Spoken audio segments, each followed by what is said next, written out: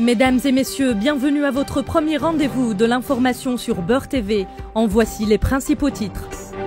Le RND réaffirme son soutien à Bouteflika. Liamine Zerouel sort de sa réserve. Liaison Alger-Lisbonne en avril prochain. Thierry Herzog contre-attaque. Hollande pour l'évolution des procédures d'écoute.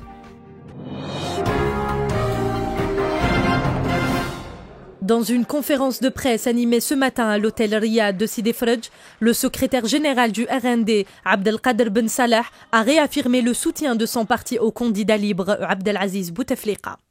إن الوقوف مع المجاهد عبد العزيز بوتفليقة هي مسألة مبدأ وهي مسألة وفاء وبنفس الوقت مسألة اقتناع بخيار وببرنامج.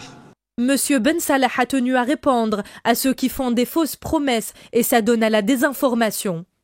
هذا الموقف هذا الوقوف وهذا الموقف أخواتي إخواني يجب أن يفهم أيضا يجب أن يفهم بأنه رد على كل أولئك الذين اختاروا طريق الوعود الزائفة والادعاءات غير المؤسسة وتعودوا على تسويد صورة كل شيء مما هو موجود في الساحة. Interviewée par Beurre TV en marge de cette conférence, la porte-parole officielle du RND, Nouara Saadia Jaffer, a indiqué que le programme du candidat Bouteflika accorde une priorité à l'insertion des jeunes dans le marché du travail. C'est un programme ambitieux tant au plan national qu'à l'international et qui a déjà apporté à l'Algérie la stabilité et la paix civile. الشباب في برنامج فخامة رئيس الجمهورية الذي يحتل يحتل مكانة مهمة يبقى أن نكون كجزائريين شباب نساء شيوخ كلنا كل فئات الشعب أن تظل يقظة لأن الجزائر مستهدفة وإن شاء الله سنقف إزاء كل من يريد المساس بالجزائر.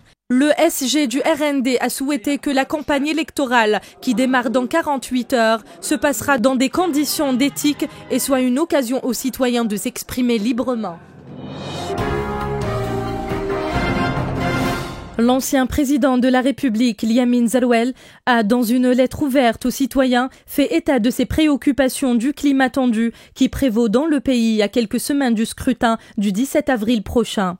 Fortement sollicité, M. Liamine Zerouel a fini par sortir de sa réserve, indiquant que l'enjeu d'une élection présidentielle a toujours constitué un événement fort dans la vie du pays.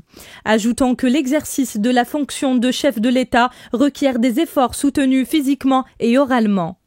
L'ancien président de la République a tenu à saluer à l'occasion l'armée nationale populaire, rempart de l'Algérie contre les fléaux de mauvais augure qui s'acharnent contre elle et face à toute agression d'où qu'elle puisse venir.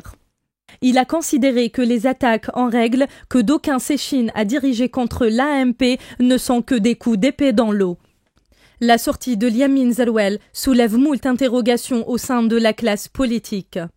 Considéré par certains comme une opposition à un quatrième mandat à Abdelaziz Bouteflika et par d'autres comme une intervention afin de clore la polémique soulevée par la boutade de Sellel. Le vol inaugural Alger-Lisbonne sera accompli le 14 avril prochain, a fait savoir le ministre des Transports Ammar Goul à l'issue de ses entretiens avec le vice-premier ministre portugais Paulo Portas à Alger.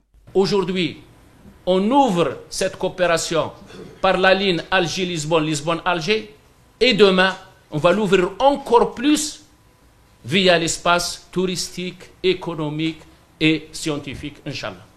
De son côté, Paulo Portas estimait que l'ouverture d'une ligne aérienne bio-hebdomadaire entre Alger et Lisbonne va sans doute renforcer les relations bilatérales et dynamiser le tourisme entre les deux pays. Liaison directe Alger-Lisbonne. Lisbonne-Alger. Ça change les choses. Ça, c'est toute une autre chose. Parce que la liaison directe, ça va bénéficier substantiellement les échanges du point de vue du commerce, parce que les entrepreneurs nous demandent toujours, pour arriver à Alger ou pour revenir à Lisbonne, Est-ce que je peux le faire directement ou je dois faire des échelles? Et ça va améliorer aussi les échanges en matière de tourisme. Ammar Ghoul a indiqué que la coopération algéro-portugaise englobera aussi les domaines des transports maritimes et ferroviaires, incluant la formation et l'échange d'expertise. Autant que pays qui se construit, nous avons besoin donc d'être accompagnés par nos amis qui ont de l'expérience, et nous nous réjouissons de l'expérience de la réalisation des infrastructures par nos amis portugais. Et nous avons aussi un accord qui est en train de se préparer, un accord cadre dans le domaine du transport ferroviaire, soit dans le domaine de la réalisation, de l'engineering, de l'équipement, de la signalisation, de la gestion de maintenance. C'est un accord très important qui est en finalisation. Nous avons aussi l'espace maritime dans le domaine donc, de la construction navale, de la maintenance, de la réparation, et dans le domaine aussi du transport maritime tout court. Le vice-premier ministre portugais est venu en visite à Alger dans le cadre de la session du groupe de travail algéro-portugais. Il a été reçu notamment par le premier ministre pour interview Youssef Yousfi. La visite de travail de Paulo Portas a permis de faire une évaluation de la coopération entre les pays et la renforcer davantage. La ministre des Affaires étrangères et de l'intégration régionale de la République du Ghana, Anna Tietie, a demandé de l'aide jeudi dans le domaine des énergies renouvelables et qui a été aussi d'accord sur la nécessité d'élargir par la volonté d'élever le niveau des étudiants ghanéens pour configurer un doctorat et post-graduation. Le troisième axe, qui est traité par le ministre de l'Enseignement supérieur et de la Recherche scientifique, M. Mohamed Mebarki, et le ministre des Affaires étrangères et de l'intégration régionale de la République du Ghana, prévoit la création d'une dynamique entre les étudiants et les professeurs à travers l'organisation de conférences et de visites dans les deux pays et le développement des jumelages entre les trois universités homologues algériennes-ghanéennes plus tard. L'avocat de Nicolas Sarkozy, Thierry Herzog, a annoncé jeudi qu'il déposerait une plainte pour violation du secret de l'instruction après la publication par Mediapart d'extraits des écoutes judiciaires de conversation entre l'ex-président et lui, mettant implicitement en cause François Hollande. Aujourd'hui, je vais demander au procureur de la République, par le dépôt d'une plainte pour violation du secret de l'instruction, d'ordonner une enquête et d'identifier quels sont les auteurs de ces violations du secret de l'instruction, a-t-il déclaré sur Europe 1. Les révélations initiales sur les écoutes sont faites dans Le Monde. Monsieur Hollande, d'après son agenda, reçoit le soir même de la parution les deux journalistes qui ont fait ces révélations, a-t-il poursuivi. Les faits semblent parler d'eux-mêmes, a conclu Maître Herzog. De nombreux avocats ont dénoncé comme une atteinte aux droits de la défense l'interception de conversations entre l'ancien président et son avocat, Thierry Herzog.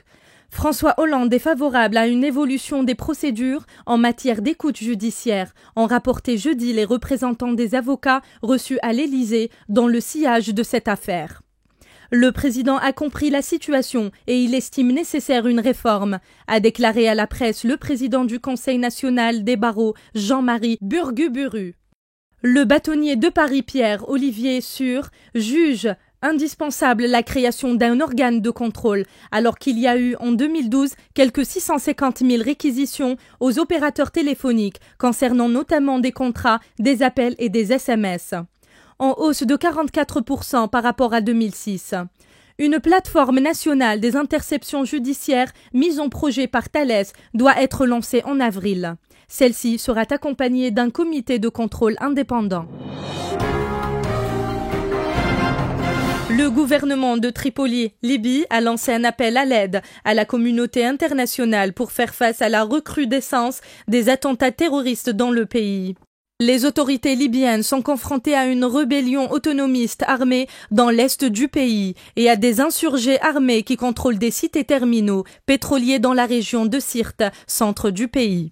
L'appel lancé mercredi soir par la Libye à la communauté internationale indique que les groupes armés qui infestent la Libye ont déclaré la guerre à l'autorité capitale de Tripoli et occupent Sirte et Benghazi. Lundi dernier, un attentat à la voiture piégée devant une caserne de Benghazi avait fait 8 morts au moins. Un communiqué de la délégation conjointe ONU Organisation internationale de prohibition des armes chimiques a fait état du transbordement de 45,6% de l'arsenal militaire chimique syrien hors de la Syrie via le port de Latakia. Le chef de cette délégation a précisé que cette quantité, presque la moitié des armes chimiques syriennes, a été transbordée par 2 navires la semaine dernière pour être détruite au large de la Méditerranée. Les autorités syriennes qui avaient donné le feu vert pour la destruction des armes chimiques ont néanmoins exigé un nouveau délai jusqu'au 17 avril prochain pour parachever l'opération. Ce qui est, selon des sources proches de la délégation onusienne, une forme de remise en cause de l'engagement initial syrien. Par ailleurs, 5 missiles ont été tirés en direction du port de Latakia, mais n'ont pas atteint leur objectif, sauf un seul, tombé non loin de la résidence officielle de la délégation onusienne. De nouveaux indices, notamment 2 débris probablement appartenant au fuselage de l'avion disparu, ont été détectés par des avions de reconnaissance australiens, a déclaré à Kuala Lumpur le ministre des Transports malaisien Hishamuddin Hussein. Pour rappel, un Boeing 777-200 de la Malaysian Airlines à Pékin, Chine, a disparu depuis 12 jours des écrans radars et n'a jamais rejoint sa destination finale avec 239 passagers à son bord, dont 12 membres d'équipage. Plusieurs hypothèses ont été mises en ligne pour l'équipe des enquêteurs internationaux, mais aucune n'a été corroborée par des indices ou des preuves tangibles. Des chercheurs en astrophysique ont indiqué que la Terre a été épargnée miraculeusement en 2012 d'une éruption solaire qui aurait pu détruire une grande partie des réseaux de communication et électriques, ainsi que les satellites orbitant autour de la Terre. D'après ces chercheurs, l'éruption solaire de 2012 est puissamment comparable à celui de 1859 de Carrington qui avait affecté son champ magnétique. Nous commençons nos brèves culturelles par le festival de la poésie Mohamed El Aïd El Khalifa, prévu jusqu'au 23 courant à Biskra. Une élite de poètes algériens est attendue à ce festival, consacré essentiellement à l'œuvre du regretté littéraire algérien Abdallah Raqbi, en reconnaissance à son génie créateur à tout point de vue littéraire. Azedin Mihoubi, Adel Siad et la romancière Zhour Ounissi marqueront de leur prestigieuse présence à ce festival. Et puis à Oued Souf, qui fête le 40e anniversaire de la fondation El Oued la ville aux 1000 coupoles, une manifestation culturelle au cachet spécifique soufi éditée chaque année à l'occasion du retour du printemps. Cette fête durera jusqu'au 27 du mois courant. Elle comporte un programme riche et varié entre folklore local et représentations théâtrales, littéraires et musicales. Et nous terminons cette tournée culturelle à Béchar, où une exposition panoramique de tableaux de la Saoura est programmée dans le cadre du 3e salon national organisé par la Maison culturelle de la Wilaya. Les manifestations de ce 3e salon se passeront dans la grande place publique de la ville de Béchar pour permettre un large accès au grand public.